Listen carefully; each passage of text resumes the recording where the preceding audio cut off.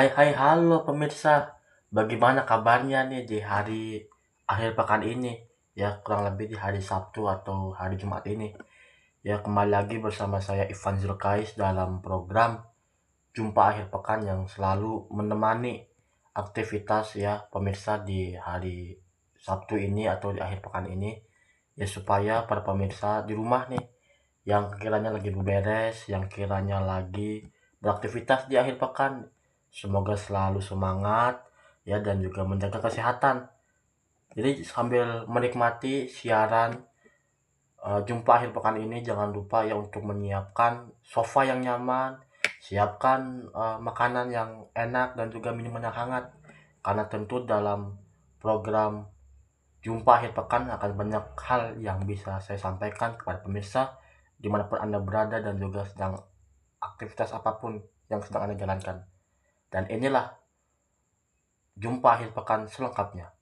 Dalam beberapa waktu ke belakang, Bapak Dr. Adi sebagai pengampu mata kuliah teknik reportase dan investigasi berita, setidaknya sudah mulai merencanakan, sudah mulai melaksanakan daripadanya program reportase di kelas masing-masing, dan juga dalam proses reportase ini secara persyaratan diikuti kurang lebih sekitar 4-5 orang di kelas masing-masing.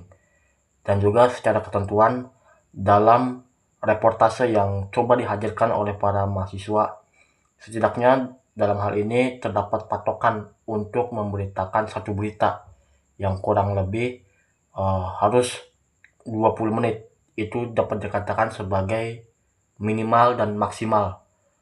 Tentu 20 menit ini merupakan salah satu hal yang memang dapat dikatakan ideal, dapat dikatakan juga kurang ideal, karena memang mengikuti daripada beberapa karakteristik mahasiswa atau secara umum dilihat kepada kelompoknya.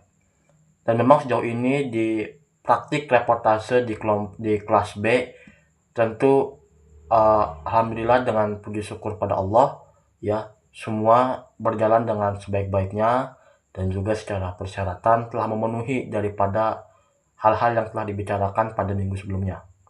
Adapun di kelas B ini memanfaatkan waktu sebanyak 20 menit untuk ya memberikan berita, untuk menghadirkan reportase di kelas, mengambil dua pesan berita. Yang pertama itu adalah berita terkait juga dengan kasus mutilasi yang terjadi pada seorang wanita, dan juga kasus orang hilang dan juga yang diakibatkan karena adanya ketidakmampuan untuk melakukan evakuasi secara mandiri, karena memang ombak yang pada waktu itu terjadi sangat deras sekali. Jadi kelompok pertama menyajikan berita terkait dengan kasus yaitu pembunuhan seorang wanita, mengawalinya dengan ya pembacaan berita yang dilakukan oleh news anchor, yang dalam hal ini news anchor tetap berkomunikasi kepada reporter yang di lapangan dengan mengedepankan kepada unsur 5W+1H, dan juga dengan tempo kurang lebih sekitar 3-4 menit, lalu dilanjutkan juga dengan wawancara dengan saksi mata atau mungkin orang terdekat korban serta barangkali instansi terkait. Jadi saat kelompok satu ini memberikan ulasan reportase terkait juga dengan berita pembunuhan ini, tentu terdapat sejumlah respon positif, paling tidak baik dari rekan-rekan kuliah maupun juga dosen yang bersangkutan, Bapak Adi. Hal-hal yang sudah ditampilkan oleh kelompok satu dinilai cukup maksimal. Hal ini juga terkait dengan segala peralatan yang telah dibawa, dimanfaatkan dengan baik, dan juga secara retorika ya kurang lebih nyaris 70% dapat dianggap sama dengan praktik ya seperti reporter pada umumnya. Selain itu juga terdapat juga beberapa komunikasi baik itu antara reporter dengan sejumlah ahli, dengan sejumlah orang yang memiliki kewenangan, bahwa memang kasus mutilasi seperti ini sejatinya memang adalah suatu hal yang amat kejam dilakukan oleh seorang hamba Tuhan yang memang lagi-lagi tidak dibenarkan untuk menghabisi nyawa seseorang, tetapi ketika menghabisi nyawa seseorang dan juga melakukan hal-hal keji dengan memisahkan tubuh seseorang hingga menjadi 65 bagian dan juga ditaruh di plastik hitam, itu tentu sesuatu hal yang memang sangat mengerikan dan hanya mungkin setan atau makhluk-makhluk jahat yang memang mendorong manusia untuk melakukan hal seperti itu. Lalu juga terkait berita yang kedua, yaitu kasus hilangnya seorang karena berenang di tengah laut di Pantai Cadasari. Dalam hal ini kelompok satu menghadirkan sejumlah pemberitaan terkait dengan orang yang hilang atau orang yang terbawa arus ketika berenang di Pantai Cadasari. Tentu menurut laporan yang telah diberikan memang sekali lagi diakibatkan karena faktor ketidaksengajaan. Karena bagaimanapun barangkali terdapat adrenalin yang timbul bahwa lebih baik berenang ke tengah-tengah laut. Sedangkan umumnya himbauan pantai biasanya melarang bagi wisatawan untuk berenang ke tengah laut. Tapi karena memang cuaca dan juga arus ombak yang kadangkali sulit untuk dikendalikan, maka mau tidak mau dua orang yang salah satunya itu selamat dan salah satunya itu masih hilang, ya karena tadi ombak yang tidak bisa kita cegah dan juga ketidakmampuan seseorang itu untuk melakukan evakuasi diri dengan baik, yaitu menguasai teknik renang.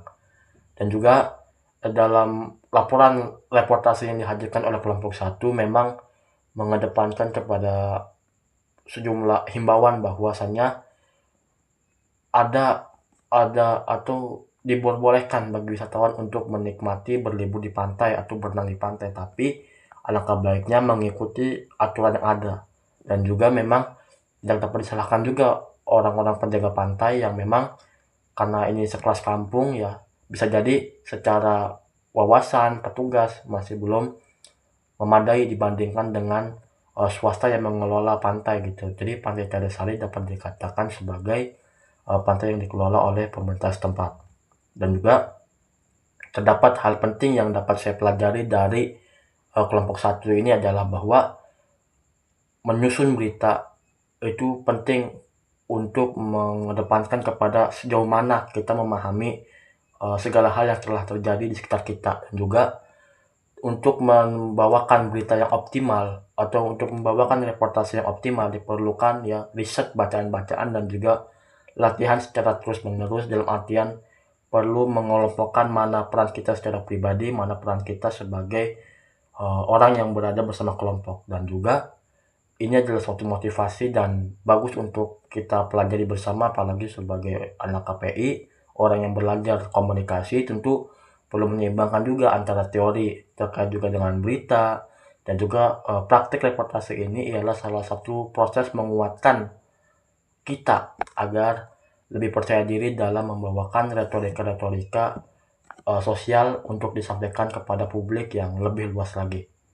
Itulah pemirsa terkait juga dengan program jumpa akhir pekan bersama saya Ivan Zulkais, dan kurang lebihnya saya mohon maaf. Wassalamualaikum warahmatullahi wabarakatuh dan sampai jumpa.